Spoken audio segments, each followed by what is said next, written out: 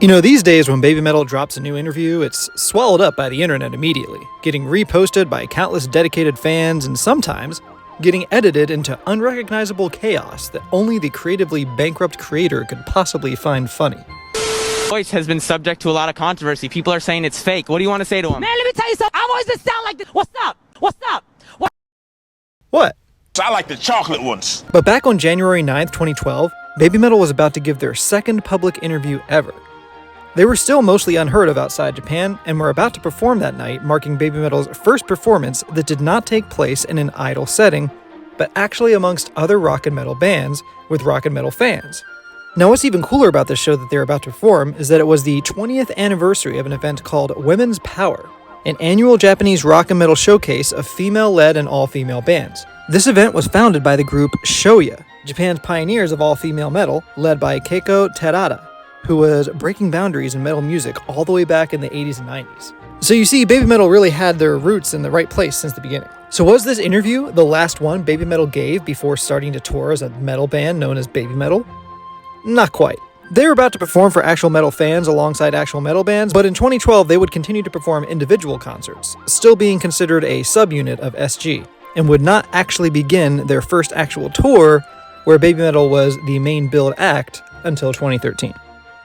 Consider this interview their first one outside the SG bubble, and also their last one they did prior to really dipping their toes into the true scene of metal in Japan. The girls are about to truly get their first exposure to the metal scene while performing for some of music's biggest critics.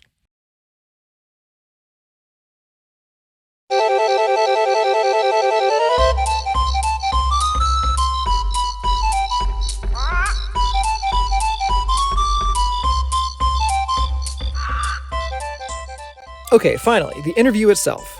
Right off the bat, I want to do something fun. I'm going to blur the girls' faces and bodies and attempt to make it so that you can only see their hairstyles. You tell me which girl is which based on just the hairstyle.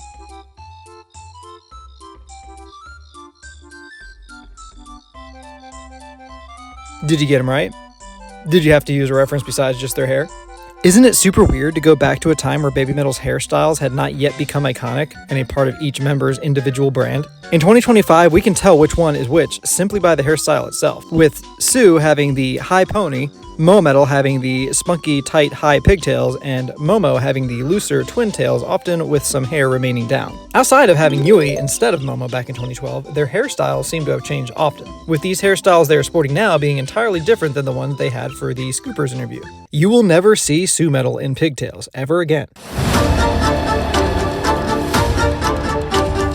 Their clothes pretty much stayed the same though, but that won't last either.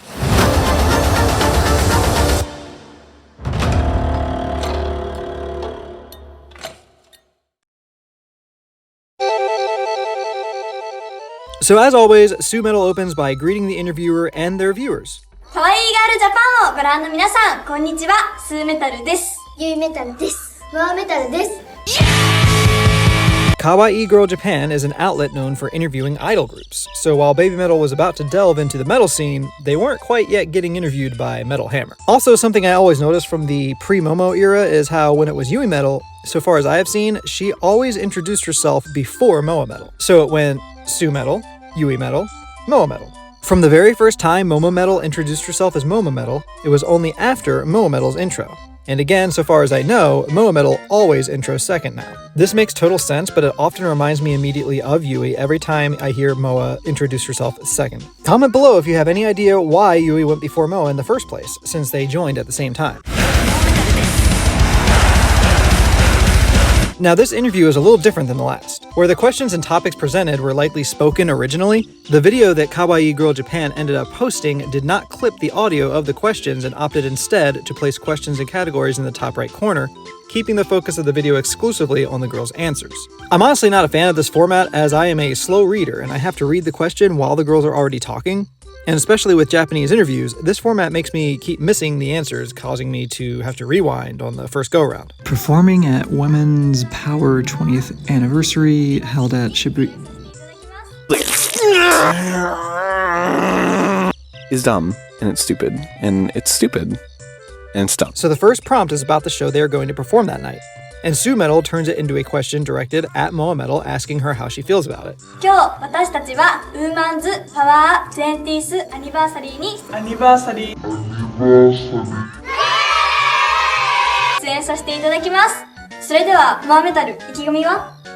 今日のライブで皆さんに純音部を知ってもらってなんじゃこりゃって思うことをやって皆さんにびっくりしてもらえるように頑張ります。 Moa always seems to really enjoy the idea of confusing the fuck out of people, which I think is quite funny. She knows these are going to be tried and true metal fans who are more prone to react with shock than the idol fans they played for before. Like clickbait made flesh. So as you can see, Babymetal are still referring to themselves often as primarily the heavy metal club, as opposed to only referring to themselves as Babymetal, reinforcing the idea that Babymetal was still very much a subunit of SG still at this point, and the girls likely still viewed this as a temporary project on their way to the next career milestone. Don't worry, Moa-metal, you will still be shocking people for 13 more years at least. Do you want to go to jail? Nope. Do you want to go to psychiatric ward? No. No?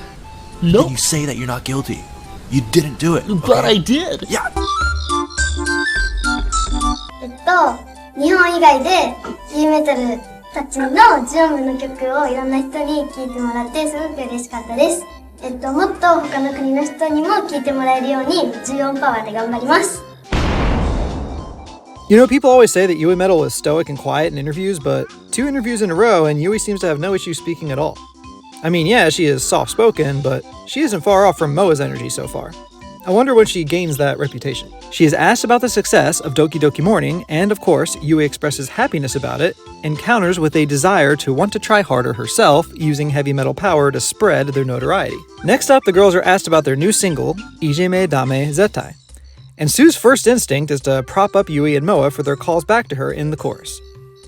いじめダメ絶対の聞きどころはサビの2人のゆうまちゃんたちの掛け声がすごい私はお気に入りです。 She also draws the relationship with that part of the song to the audience, hoping that at the live shows, people will enjoy it. ライブとかでも皆さんと一緒にすごい盛り上がってもらえて嬉しいです。 Babymetal has always sourced their strength from the audience. Like Tinkerbell. If they are ever down and out, just clap. Every time someone says, I do not believe in fairies, somewhere there's a fairy that falls down dead. I do not believe in fairies!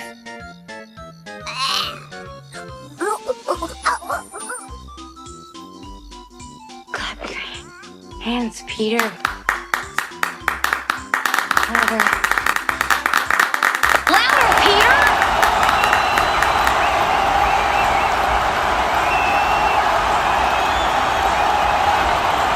They feed on your submission. They are sustained by it. And if that fails, they can just feast on the blood of the bullies. お願いします。 Next, the girls are asked about their feelings towards the Babymetal activities so far, and they give some answers, but not before a dastardly smirk from Yui and Moa. 楽しいよね。頭振ったりとか、桜学園ではできないようなこととかをやるから、そう。でも I know this comes up a lot in the fandom to this day, but it is still crazy to view firsthand how new the metal scene still is to the girls here. Talking about headbanging like a novelty instead of being a part of their DNA the way it is now. Crazy to think in 13 years, Sue is going to literally be giving classes. The lore on Babymetal is so dense. 次の日に首を振りすぎて痛い時があるから、痛い時痛くてちょっとなんかロボット歩きみたいになっちゃうところが、そこだけちょっと大変かな。Looks like Moa needs one of those future Sue classes. Oh my god, her hair is so cool like this. Maybe they should change it up once in a while. The girls then continue to speak more on Ijime Dame Zettai. 喧嘩し合ってるとかすごい見てても楽しいもん。楽しいでしょやってて。でさ、しかもさ、走ってる時とかさ、お客さんもさ、後ろで一緒に走ってくれるさ、超歌詞にもあるけど、超カオスだよみたいな。あれカオスの日になってる。Alright guys, so this next line out of Sue's mouth, I repeated like 10 times, and I'm still not sure what Sue is doing here. ライブとかでも、そのファンの人とか、初めなんか、She's talking about the evolution of fan reactions to them, and like, is this her impression of that? Like, is that the fans? I really don't know, but this is the highlight of the interview for me, as Sue often is the chattiest and most chipper of the trio.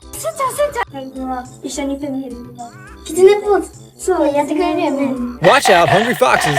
You know, usually when the fox sign emerges, it is more regal, with a closed mouth, indicating it has been properly fed.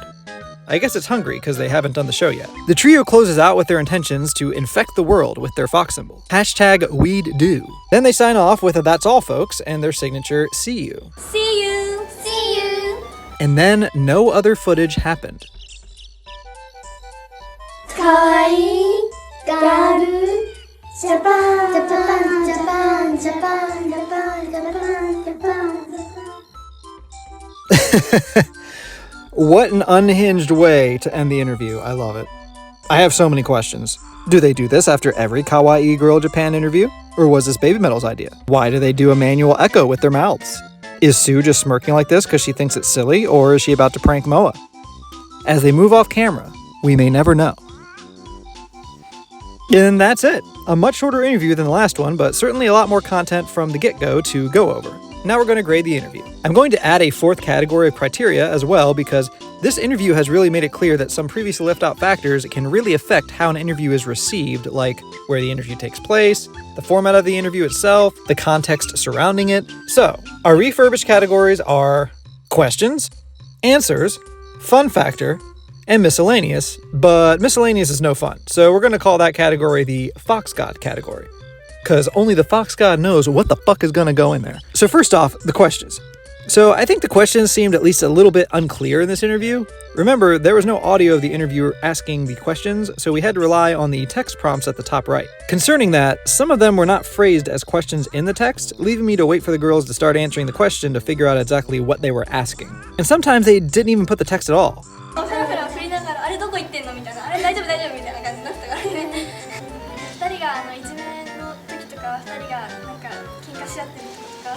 This could be an editing issue or a translation issue, or any number of things. But the end result is a little bit of a barrier to understanding. I definitely had to try a little bit harder to keep track of what was even being said this time around. The categories of the questions were good and topical and did facilitate direct responses from Babymetal, so all in all, I think I'm going to give this category a C.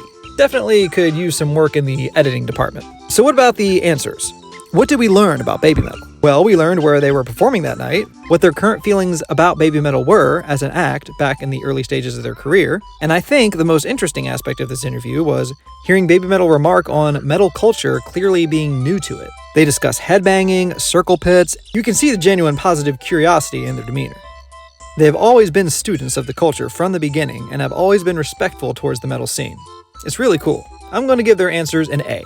Alright, so what about the fun factor? Well, this interview was probably overall a little less fun than the last, which is to be expected.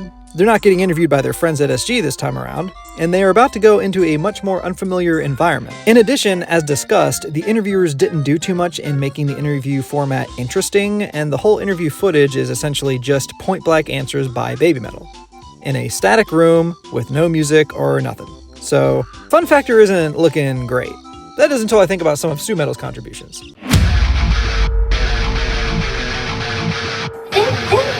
You can't have Babymetal without having fun, but it isn't the most fun interview, and I will likely mostly remember this one by Sumetal's strange noises. So I'm gonna give the fun factor a C. Not bad, but Babymetal themselves does all the heavy lifting here and feels a little constrained to do so. So what about the new fourth category, the miscellaneous Fox God category? Well, I added this category for this interview specifically for a reason. So while this interview does open up with Sue explaining they are doing a show that evening, it doesn't give much context on its own outside of that.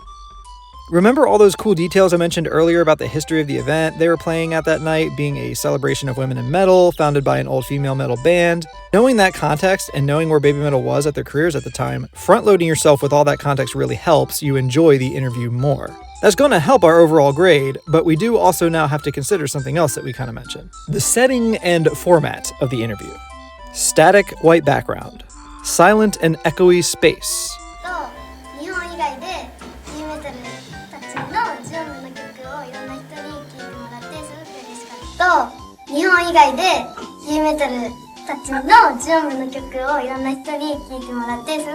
And no interaction on camera between the interviewer and girls.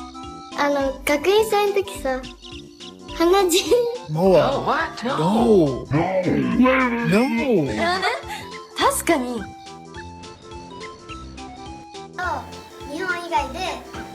This interview could be so much better with a more capable interview format. Many future interviews will be elevated by their setting, their interactions with the person asking them questions. This interview didn't get those benefits. I get annoyed with background music in the interviews sometimes, but some quiet background music for this particular interview would at least add some color. So these two conflicting factors from the Fox God here are going to average it out to a B. Helpful context is helpful, but bad format is bad. So that leaves us with a grade of C, A, C, B. We're going to call this a C+. There's definitely some great info and interactions to be witnessed here, but you do have to do a lot more work on your own as the viewer to get to it. For being only their second interview ever as Babymetal, they are still doing a fantastic job, and really, everything the girls had control over here was A material. Sometimes you can only do so much with what you are given. Still a fun interview, and for me, I always enjoy diving back into the lineage of Babymetal's long history of interviews. Hope you guys had fun too, and I will catch you in the next one. See ya!